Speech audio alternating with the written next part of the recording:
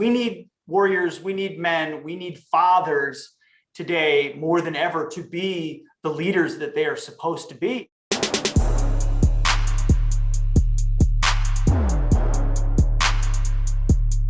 Welcome to the Man of War podcast. Today, I have a special guest on board, Pete Hegseth. All right, this man here, I've been following him for a while. He speaks from the heart. More importantly, he is a patriot. Man, do we need a lot more men in our society like him. Pete, welcome. Thank you so much for having me, Rafa. Appreciate it. Awesome. Listen, what I want to do here is, dive into who you are a little bit. First and foremost, if you can give us an introduction, just to get a feel for those who don't know who you are. I see myself first as a Christian, second as an American, a husband, a father. I want to be a good citizen, and I want to be a fighter for the things that truly matter in an age that is increasingly untethered from them. And it's easy to get distracted by shiny objects, and I'm in the news business. And so we deal with those all the time. But the questions like, why are we here and what are we here to represent? And what does it all mean? And the deeper questions are ones that I think our educational institutions, our cultures have systematically devalued. And I want to find a way to bring those alive, represent them, give voice to them, and fight for them. Because, we're all ashes and dust. What we leave behind is a legacy and a next generation. And too often, too many people take for granted the absolute special nature of the time in which we live and the place in which we have the good fortune, the lucky lottery to have lived in. So I've had a chance to wear many different hats in my life. And I'd like to think that the compass I've tried to keep is fighting for the things that made this country great, that created Western civilization, that gave us the great ideas that we have today. And just be one shoulder on the plow. It has to be generations of people, but I'll do whatever role I can, and I'm grateful for it.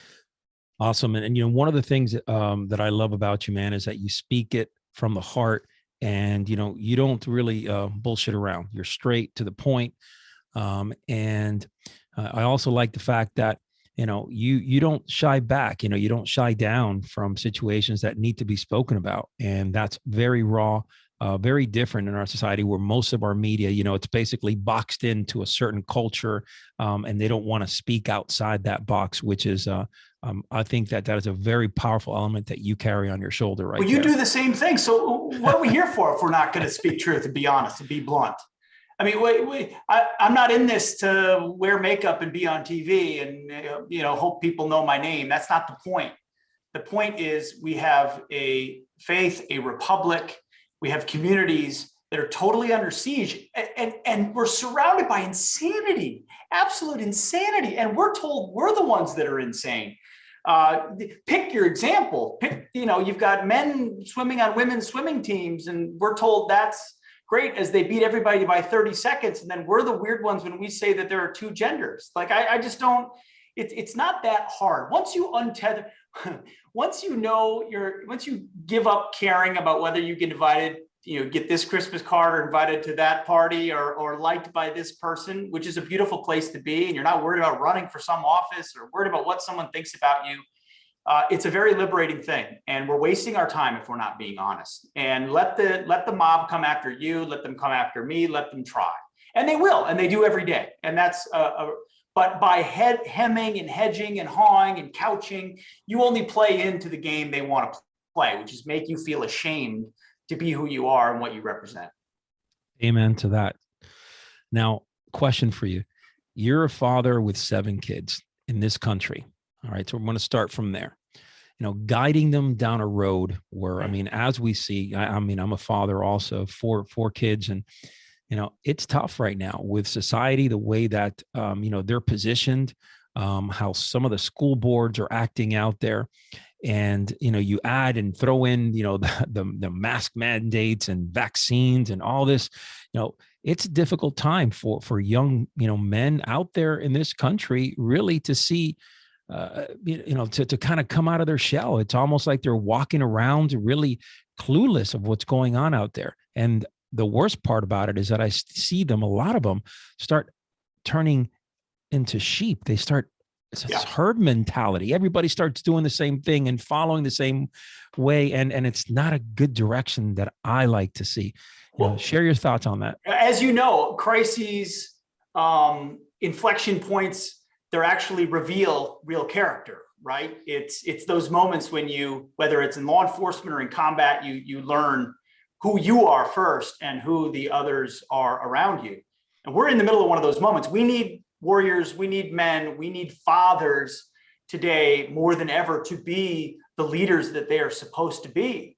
And that requires hard work. It requires courage. It requires fortitude in doing so. And I say that from a position of someone who's not doing it perfectly and never will. But I've never been more intentional about wanting to place on the hearts and minds and souls of my kids core beliefs that I know otherwise they will not confront, will not be introduced to them in today's godless, totally untethered culture and society. So from first, it's faith. I want young kids that understand who their Savior is and why they're fallen and why they're in need of that salvation, the responsibilities that come with that. And then I want them to be grateful, bold, and unapologetic citizens of this republic who understand where those ideas came from. Sure, we're not perfect. We confront those sins and we try to live up to the founding ideals of our nation because we're damn lucky to be here. And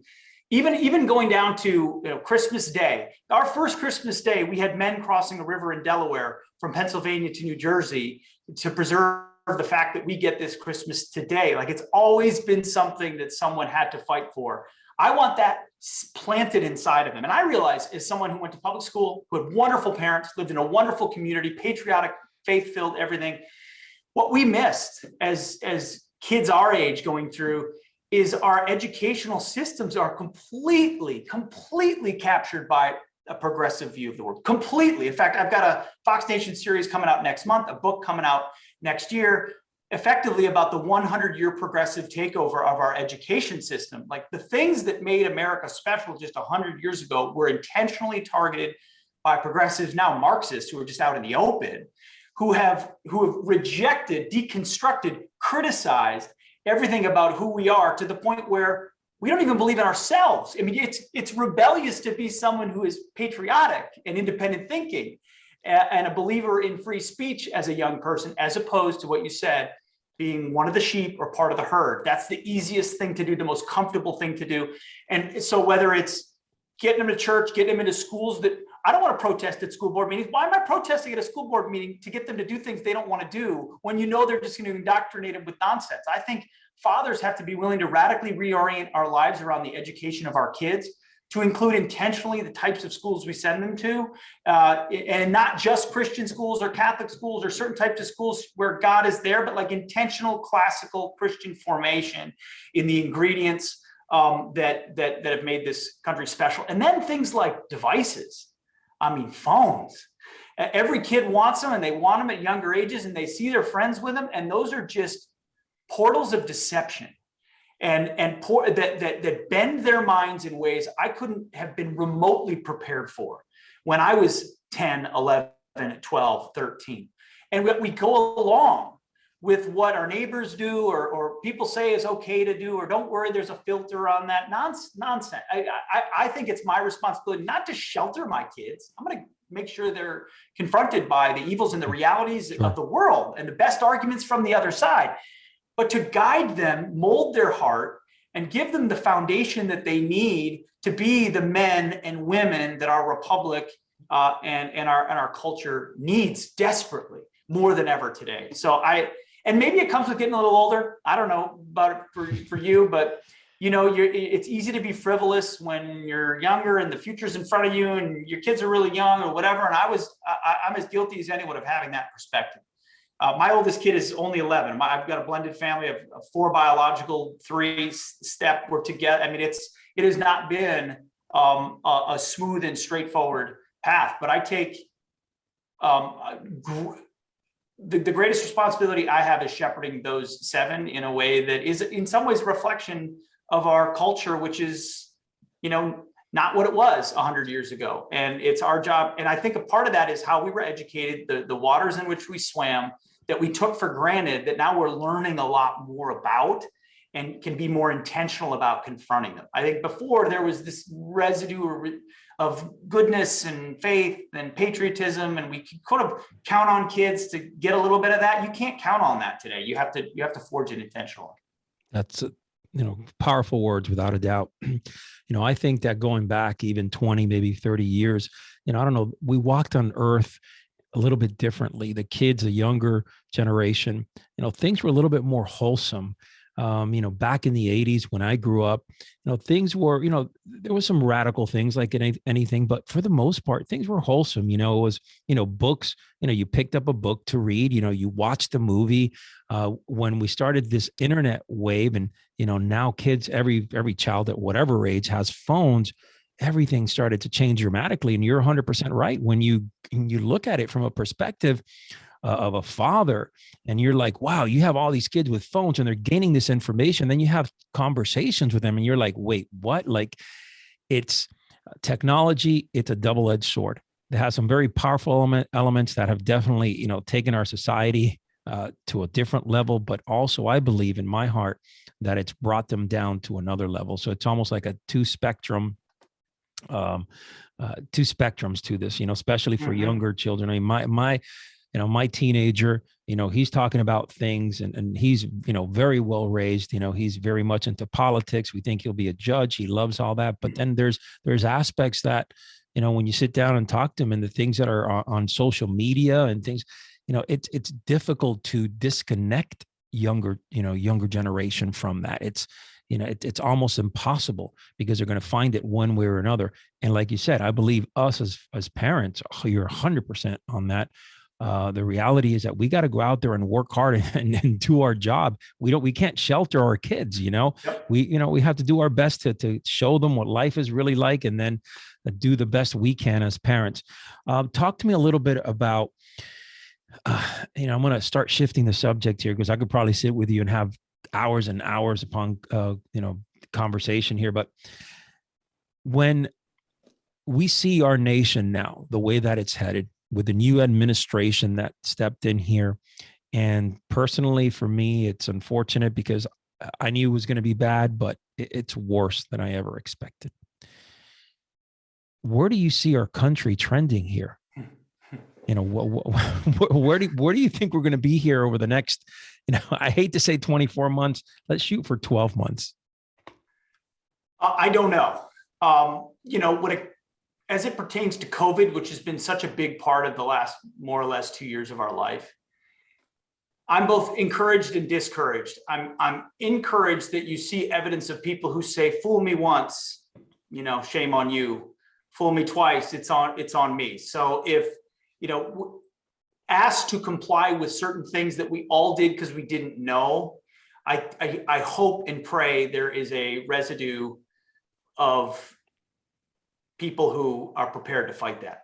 At the same time, I see plenty of evidence around that this mentality has been baked in, that the mask is just no big deal, that a vaccine for your 5-year-old is just no big deal, and it's just what everybody's doing. And you hear parents whose kids are begging to get the vaccine, and their parents are like, but you don't know what, and they're saying, well, all my friends have it, I want it. So culturally, I don't think we're nowhere near fortified to prepare for the types of big government mandates that have been thrust upon us. And you're talking 24 months. I mean, there's some upside in 24 months. There's an election in 22, which looks like it'll be strong for the good guys. Strong enough to take over at least one chamber of Congress, which means all the nonsense legislation that's contributing to so much of this stops. Okay, so that's good, but that's a bit of an emergency brake, but that's all. Otherwise, I think back often to the Lincoln quote, which is the philosophy of the schoolroom in one generation becomes the philosophy of government in the next. And we are reaping what we sowed. And some of us have woken up to that, and we're trying to be proactive about that. But as encouraged as I was by Virginia and Loudoun County and Glenn Youngkin, and those are great signs, and it's great to see parents standing up. I've used the analogy of parents protesting at school boards is like charging a fortified machine gun nest with Nerf guns. You know, we salute your effort, but we're going to bury you all. Yeah. And I think back to my own mother who protested at the school board in my, public school in Minnesota. And she pulled me out of some of the new self-esteem curriculum that was happening and values-free education, which is nothing like what we see today, but she was sniffing it out. Great for me. I went and did other things with my mother and my father, and we did other curriculum, but nothing changed at the school. Sure. Just like most of these school boards, they'll hear the protests. They want the cameras to go away. They might make one small concession, but ultimately the unions are in charge. The teachers' colleges are in charge. They deny what's in the curriculum, but they put it in the pedagogy, which is how they teach, how the method in which you teach. So I'm for a full-scale abandonment of our public education system. I think patriotic parents need to leave and let them feel that pinch and start our own schools. And I have a quite particular point of view about what those schools can and should look like. But so I always step back from what's it going to look like in the next 12 to 24 months and say, we can hold off all we want a little bit, but if we're losing the long war, it's all just, then Donald Trump's election was really just hold it back for 4 years and restore some sanity. But where we're really headed is open borders, climate worship, critical race theory, all COVID compliance, no matter what, lockdowns. It's been too easy for them to do those things and to get away with it, except for a few places where there's still free independent thought in this country. So if we use political victories to take back terrain in the educational, cultural, and religious realms of our country, then we have a fighting chance. But if we expect politics to save us, it's over. I mean, as Andrew Breitbart said, politics is downstream of culture. I believe culture is also downstream of faith. We all believe and worship something. And in today's more or less godless society, that's whatever political aspiration or progress the left says. So we're not in a good place. I will say though, I just had a conversation with a friend a couple of hours ago. He said, but yeah, you look around and you say, hey, Roe v. Wade's about to be extinct, could be, thanks to conservative justices. So I do think there's a revival of true conservative spirit that will bode well in 22 and 24. The question is, could it be Trump? And if it isn't Trump, is it someone who will do what they said they would do, which is all I really want from a representative, is to have courage, speak plainly and boldly, and take on the anti-American left, which is something that he did. Sure. That's amazing. And, you go back in time here and yes, when you talk about maybe it was Trump coming in and hitting the brakes and stopping this from falling apart. I believe that is a big part of us, the patriots, the men who have the courage and the women who have the courage to step up and make the changes and make the adjustments as we go along. Starting a new education system and schools, I'm all with that. I've been all with that for a very long time. I think that we need to have that in our society, in our world here. Because education, especially public education nowadays, is very difficult, especially here. I'm in Florida and we see that. My kids don't go to public schools, but it's bad. It's bad. And you're in a place that I would look at you in Florida and say, you're in one of the great places. I'm here in New Jersey. Yes. But even then, Ron DeSantis is having to push bills that would allow parents 100. to sue school boards because it's all there. It's all in there. That's right. And for conservatives and patriots, there were a few, but we've been too busy fighting Islamists and fighting communists and protecting the free market and all these big things for decades that it was education we just let slip and basically said, well, it's one small cut, that's one small thing, or it's not that big of a deal, or some of the teachers are patriotic. It's much more far gone than that. So Pete, I have a question here. Do you think a lot of the people that voted for Biden right now are scratching their head and saying, holy shit, what did I just do? I do think so, because look at his election strategy. It was effectively, I'm not Trump. Trump's to blame for COVID. I'm going to fix COVID, which was always garbage, to include denying the vaccines, which were brought to us by Trump. And then I'm going to unify the country and heal us all from my basement, because I'm not really going to campaign, because it's all about pointing at the other guy and saying you're exhausted after 4 years of him. And oh, by the way, we're going to use COVID to change all the ways in which we vote in this country. So I'm feeling pretty good about that. So that's how Biden viewed, that's how he sold himself, which I don't want to, we can pile on this, which may or may not have been a strategy Joe Biden was even aware of. It's not clear what his sort of the depth of his cognitive abilities are at this point. So now that he's in the White House, he says, I'm going to go with the loudest elements in my party, because if I lose my base, I lose everything. And, thank goodness for President Joe Manchin in the Senate for maintaining some good old West Virginia common sense. And for that, we don't have the Green New Deal yet, but they're this close. Instead, we got an infrastructure bill with 10% actual infrastructure in it. But people look at inflation and they say, what's your solution? Oh, your solution is spend more money. And then people look at the fact that they can't get workers and supply chain shortages. Oh, your solution is to fire the nurses and police officers and other workers who won't get the vaccine, or provide even more government assistance to people who are clearly staying at home because they don't have to work. Okay, got it. Or what's your answer to rising crime in our country?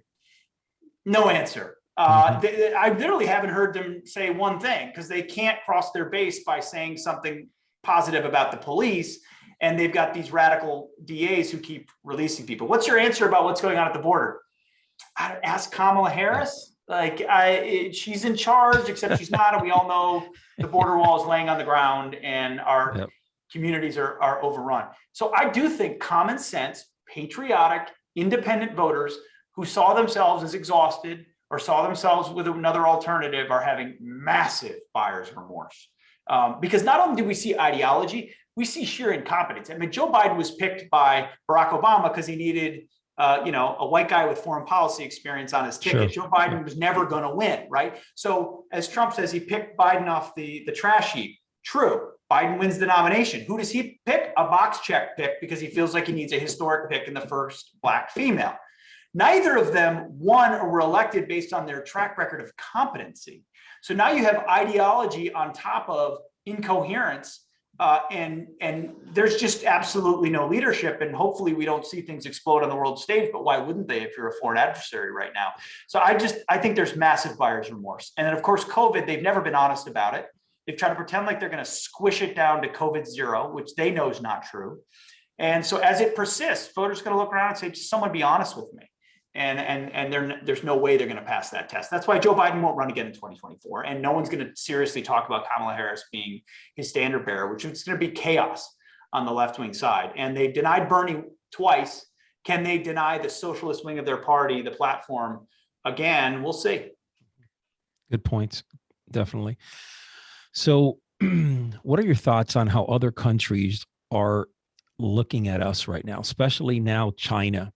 I just see this president, I see weakness all over him, and the way that he represents America, the way he represents the United States is just very weak, feeble.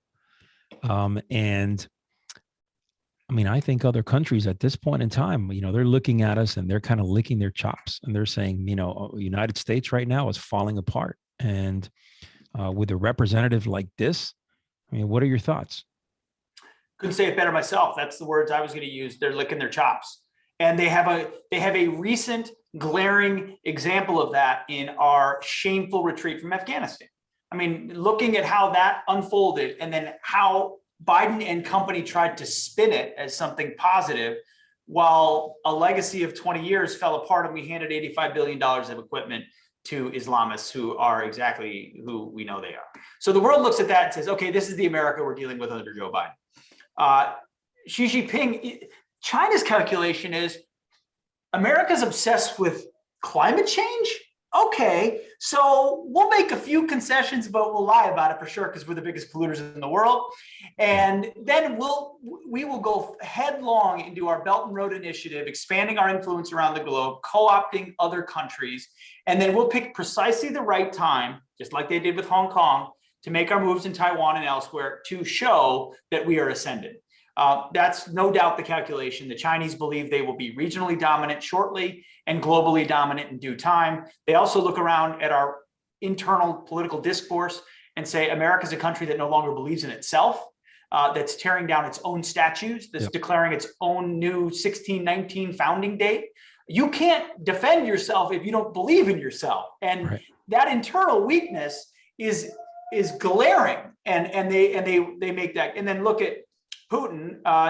These are countries right now effectively saying they want to recapture portions of their country that historically were associated with them, whether it's Taiwan or Ukraine, and that they can make those territorial claims to a country like America, which isn't even guarding our own territory. And certainly isn't justifiably so, isn't going to send troops to the border in Ukraine when we won't even send troops to our own border, or won't send troops to Taiwan to defend. Not that I'm saying we should, but why would they believe that we would, or even have any credible threat? And then you've got Iran. At least under Trump, there were missiles falling on terrorists' heads. Qasem Soleimani died in Baghdad, and it was a bold move. And we killed one of the most evil men on the planet. They knew he meant business. Kim Jong-un, even though it didn't work, knew Trump meant business. Fire and fury was a real thing. Uncertainty is a real thing. The real threat of violence is a real thing.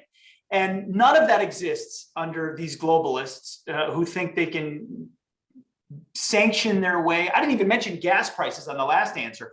People are paying at the pump. I love seeing the stickers of "I did this," which I see all the time at gas pumps, no matter what state I'm in. Everybody knows Joe Biden restricting our energy supply, yet he's letting Russia pump energy to Germany straight through Ukraine for geopolitical reasons. Like, you couldn't make it up if you wanted to bring America down. So I actually think the next year, especially post-Olympics, which we shouldn't be participating in, but that's a whole nother thing, that this next year is the most vulnerable, because he is the closest he'll be to not a lame duck, because he's already a lame duck, but without one house of Congress, he's got no hope of passing legislation, and he's not running in 2024.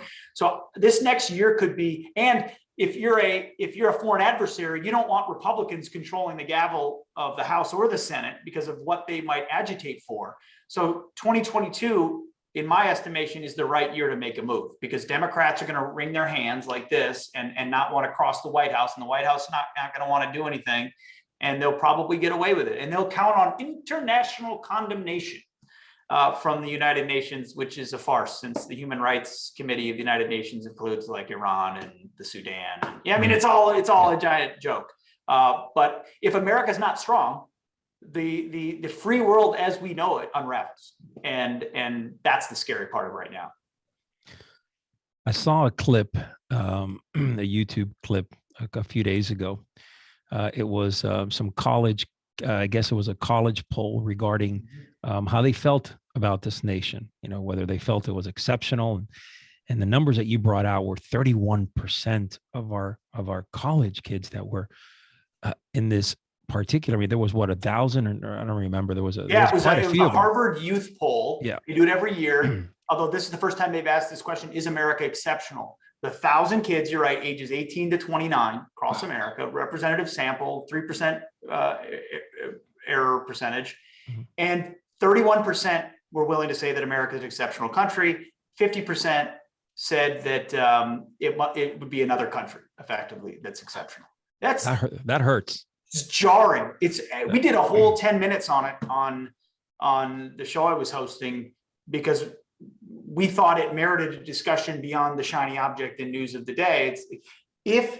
And I said it before, but it's worth reiterating: if you don't believe in yourself, why would you fight to defend yourself? Sure. And I'm not talking about far-flung wars like post 9/11. I'm saying, existential issues that we face, or if you are facing them, you deny their existence because elite media is in bed with places like China, and big business is in bed with China, and big tech's in bed with China, and the NBA is in bed with China. Like they're too intertangled the idea of being a patriotic business or an American company sort of gone. And I mean, we saw this in schools, the idea that we're all global citizens of the world. And my first book, In the Arena, and Teddy Roosevelt, he's got his own problems as a progressive and all of that, and I'm clear-eyed about that. But he said citizens of the world are the worst citizens you can possibly have, because they care more about somebody else elsewhere more than they do than their own actual families and communities. And you see that virtue signaling from the left all the time. Oh, we care about global citizens, global climate change. Well, what are you doing, about crime? What are you doing about, family breakdown? What are you doing about schools that are failing? You're not doing anything. You're just pumping more money at it. So most great empires are not defeated militarily. They commit some form of cultural or economic suicide. And we've seen that before. And the most dangerous ingredient that we have right now is the belief amongst, I would even say, conservatives and patriots, is the belief that America is inevitable, that like this divinely ordained experiment has perpetuated itself and will perpetuate itself and will always be the most powerful and have. That's just not true. History is replete with evidence and examples of great powers falling. And the challenge of this moment is that there's nowhere else to sail to. It's America or bust. And we're in the process of teaching our kids to hate it. And that white kids are oppressors and black kids are inherently oppressed, which is about the most racist thing you could talk about. And you talk about the 80s and 90s, that's when we grew up. We were right there on Martin Luther King's promise. I grew up in a mostly white community, almost all white community. But the only thing I was reiterated and pounded into me is you will never judge someone by the color of their skin. You will judge them by the content of their character. You saw it in law enforcement. I saw it in the military. We were that close to achieving that ideal, and that's why they had to overturn the apple cart and turn us against each other again.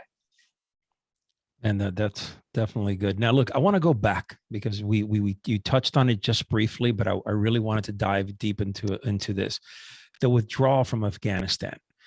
All right. I mean, I've honestly, the way that he pulled out and just the nonchalantless way and his demeanor, and it was just like, for me, it was beyond normal to see this and to leave this kind of everything behind like nothing.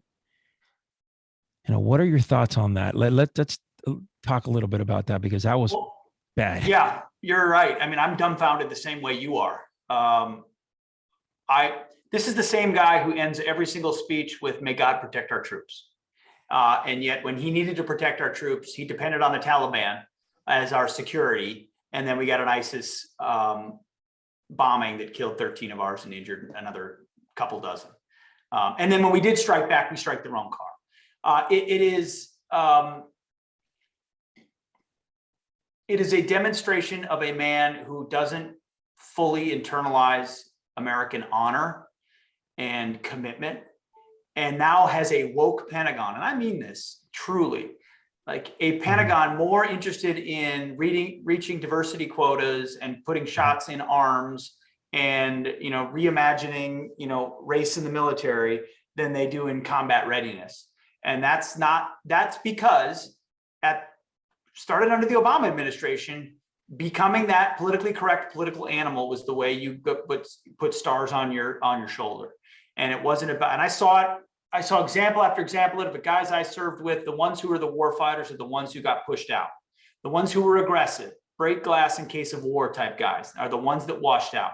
And the ones that played the game, the ones that were willing to turn on their own or whatever, and check the boxes, they're the ones that made their way up. And yet we expect a ferocious response. They couldn't run away fast enough. It was the overwhelming feeling on the ground. Never was there a moment. I remember watching it all unfold thinking there's got to be a moment where we expand the perimeter and seize the initiative and do something that shows the Taliban, like, this is our ground until our last boot leaves. You better not try one thing, which it would have been Trump's reflex. And Trump wanted out more than anybody else. He was the one that ran a whole campaign against the neoconservative strand of the Republican Party that let's stop all these interventions. They're not actually working for us and bring the troops home. So he wanted to, but he never, ever, ever would have left the way that we did. And this Pentagon wasn't capable of doing it differently. Joe Biden wasn't capable of seeing the pitfalls of his approach, and they lied about it the entire time, to include the 100,000 or 120,000 Afghans that are now in our country, most of which were never vetted, most of which, the overwhelming majority of which were not citizens and are not SIV holders, meaning they were never interpreters. So it was all about juicing the numbers and ending it, as opposed to following through on our commitment to the allies who actually did stand Shona B'Shona and shoulder to shoulder with us in Afghanistan. It was a sin what they did. And it is a legacy that will reverberate for our generation of vets, but also for the image of our country. Like, you don't, at least in a generation, you don't recover from the perception of the incompetence of what unfolded there, considering the menu of options we had other than utter retreat and humiliation, which is what we decided to do.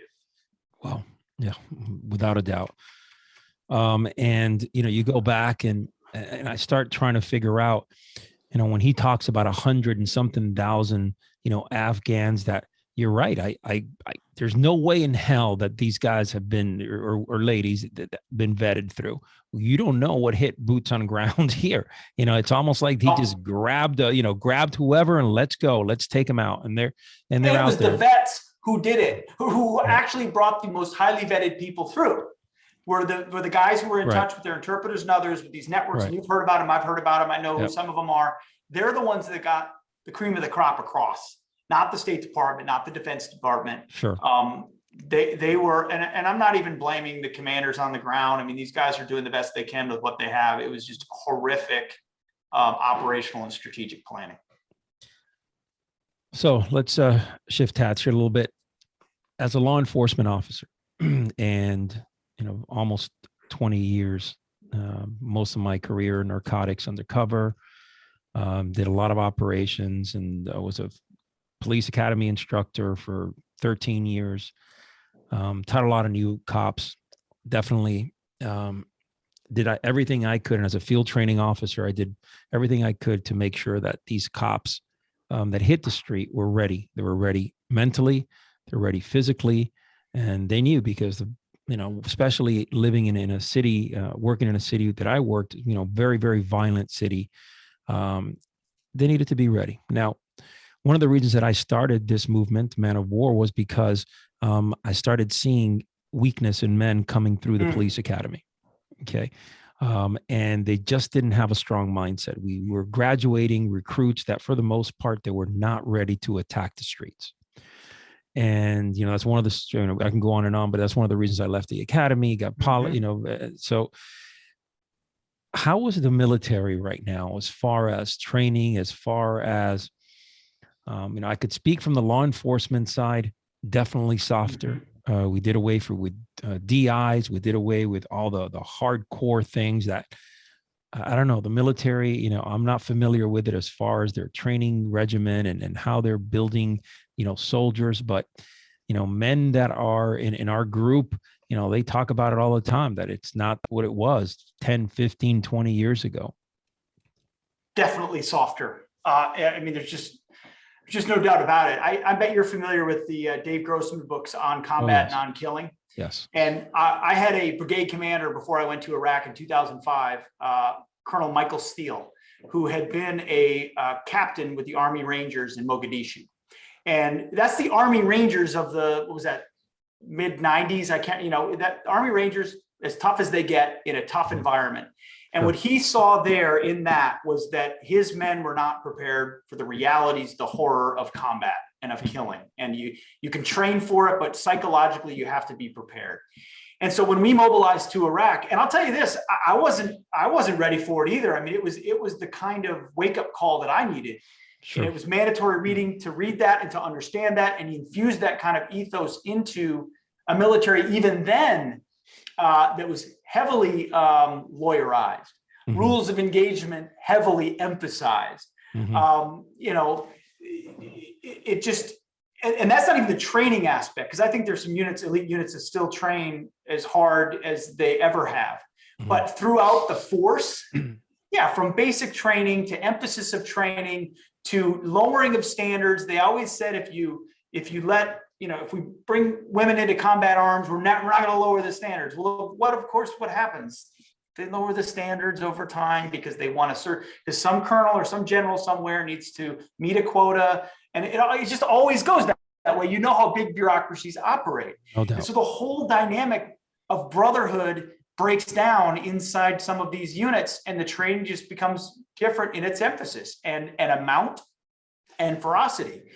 So, and to me, what I saw in combat was the extent to which lawyers and politicians inserted themselves, created almost an excuse to not do the types of aggressive patrolling or combat operations that otherwise our leaders knew we should be doing. Mm-hmm.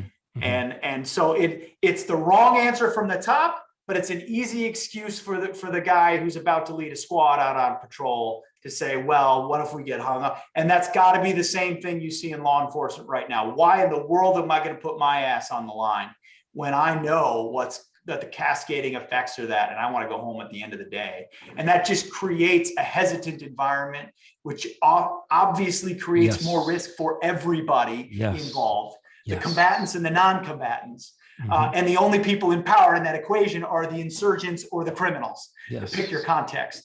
And so, yes, I mean, but it goes back to the point of what you're doing with this podcast. If we're not forging men, if we're not forging courage, and I know that as wonderful as my upbringing was, it wasn't forged in me. I mean, my dad was a basketball coach and he was great, and he forged it into me through basketball, which I threw my life into. And I played college basketball and I sat on the bench for 4 years and they beat the crap out of me. That wasn't even close to preparing me for what going into the military, being forged as a warrior, dealing with the adversity. Only coming through that and living that showed me what courage and actual fortitude and violence of action really means and looks like, and should and needs to be translated into us as civilians as we fight for our civil liberties, not kinetically, but as free citizens who should be able to boldly stand up and proclaim what we believe in. So to bring it back to the military, though, look at these training videos that are coming out. Look at these promotional videos about, what your ethnic background is or what your gender is. It's like none of that has to do with combat readiness. And they sell us the lie that this sort of diversity, and it's never intellectual diversity, is what is our strength. No, our strength in blue or in green is our unity around our mission and our commitment to our country or our communities, that we share a small percentage, 1% share. That's what makes us special, is that unity, that dedication to that, not how different we are, what God we worship or what bathroom we go into. That's supposed to be irrelevant when it comes to the mission we share together. Yet we emphasize the things that are supposed to divide us, and it only makes us weaker and our communities more vulnerable. Without a doubt. From a police officer's perspective, you go back in time and, there was a little bit of, at the very least, when I first started, there was some type of respect for a police officer. Most people looked at him or her as a respect factor. Most of the time it was yes, sir. As it progressed over the last couple of years, as we started trending down, it just became, well, I can't tell you how many times my patrol car was, they spit on my patrol car, they spit on me. I can't even tell you the times over the last 7 or 8 months that happened. I just retired recently, a few months ago. And it was just, very, very difficult. Brandon Tatum, I'm sure you know him. Yeah. We sat down, he was on the podcast, we had a conversation, and it's just, the same thing goes. The way that the media started to portray police officers and in our homeland here, and the tough job that they had to do, it's just beyond me how just people can believe anything that they hear. Mm-hmm. So I want to go into this here, because now CNN is getting smoked, okay, with everything that's happening there. And you start seeing that a lot of this, was being put out there wrongly. It was being put out there in a way that, in my opinion, some of these guys need to go to jail. Bad stuff. and our society starts absorbing that. And then now they start realizing that what they were listening to, that what they were watching is all a bunch of crap.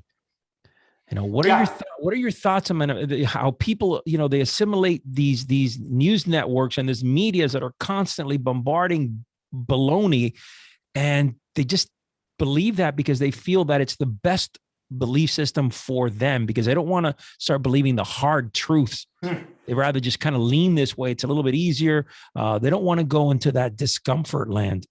Talk to me about that. Yeah. First of all, you're exactly right. It was, the bias of the nightly news networks became the agenda of the climate. Basically, before Trump, there was clearly a leftist agenda, has now become full-on activism.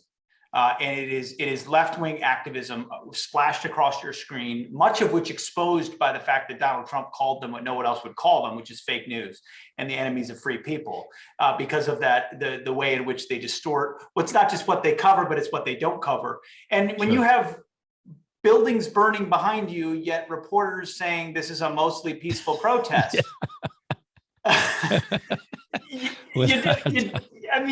But then you go from that to Kyle Rittenhouse, and then you go from that to Jesse Smollett, and then you go from that to the Covington kids, and then you go from that to the Russia hoax, and then pick your example. Here's the thing, though. We keep asking the question, well, when are they going to apologize, or when are they going to change, or when are they going to get their Pulitzer back, or at some point they're going to have to retract these things. And this is what we're missing with activism. See, that maybe in the bias world you would have gotten that, or maybe even in the agenda world you would have gotten that. For activists, see, those falsehoods served their purpose when they were useful. That was the narrative they needed at the moment to trash the guy they didn't like. Didn't matter whether it was true. Didn't matter whether they did the journalistic work to find out whether it was true. They're just going to take it from their reliable insider leaked sources. Colonel Vindman's a hero for leaking, yet Stu Scheller is thrown in prison for speaking truth about Afghanistan, right? I mean, so it's they've picked their team, and their team has nothing to do with truth and everything to do with agenda. And frankly, it's why their ratings are absolutely in the tank. And why they're failing so quickly is because they have been exposed for that sheer activism. Whereas at Fox, like, my job is not to stand in front of somebody and say, "Oh, I'm a journalist. I'm just giving it to you straight." No, I've been very clear. I'm not a journalist. I have an opinion. I have a view. These are my beliefs. Take it or leave it. Turn the channel if you don't like it. Go somewhere else if you have a different view. Same approach you take with the podcast. Of course. That's all I want from somebody. But this whole idea that a newsman's going to play it straight for me, and that I'm going to believe that they're unbiased, those days are gone. And I'm glad they're gone, because they were always false. But from all the way back to Dan Rather and Tom Brokaw, they were crafting the news that was beneficial to the guys in the White House with D's next to their name that they wanted to defend.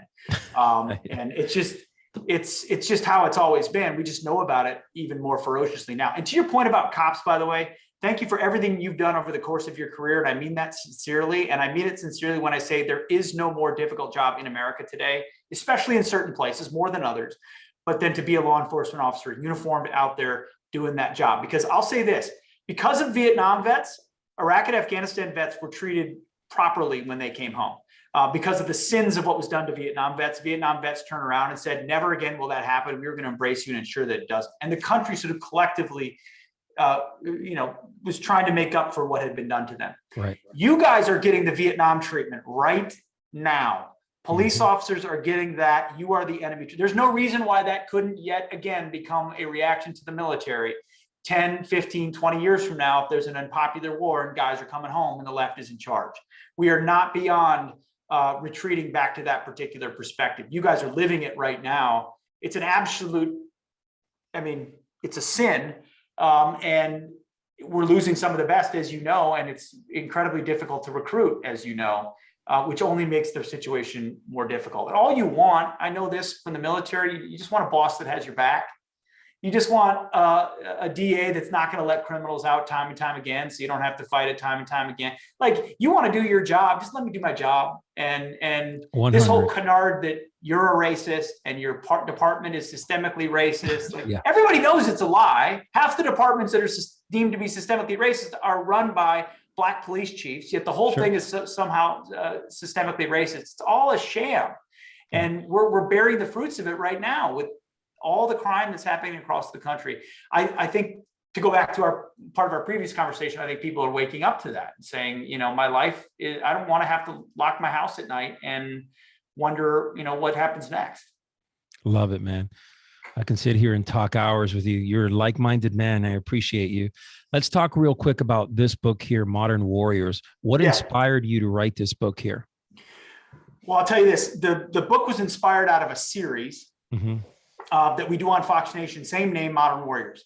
And the idea of Modern Warriors is to sit down, like in a bar-like setting, well, like you would do with cops and like I do with the military, where you drop the pretenses and you just shoot the shit.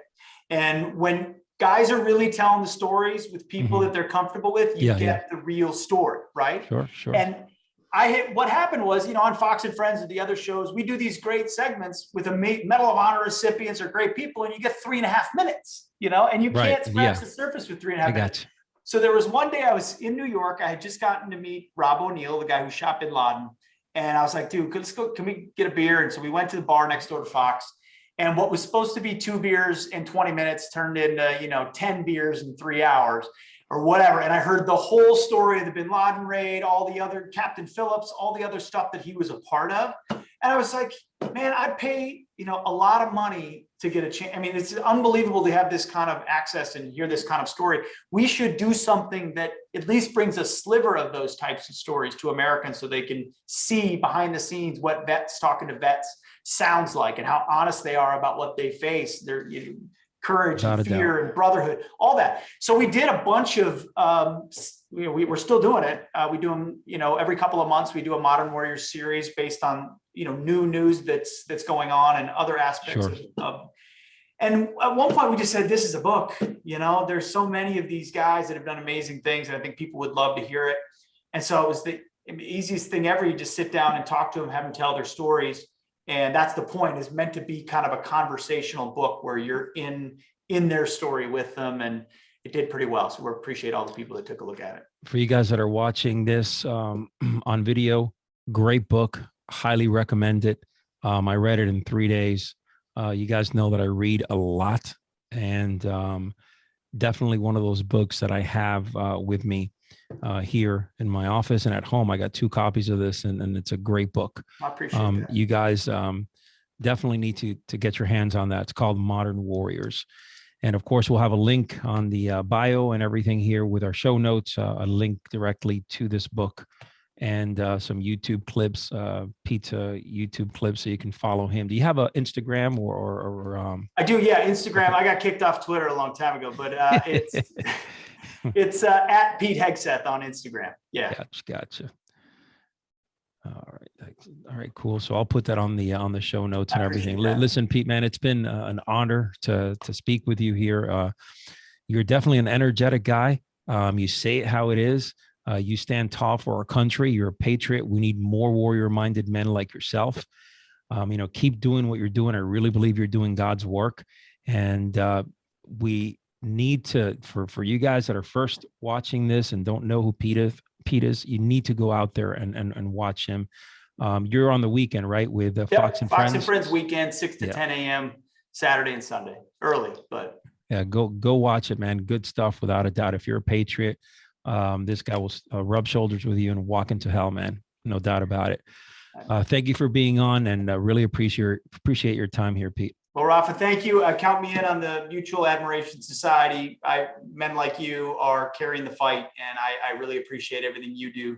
Keep at it, and let's do it again. Thank you, brother.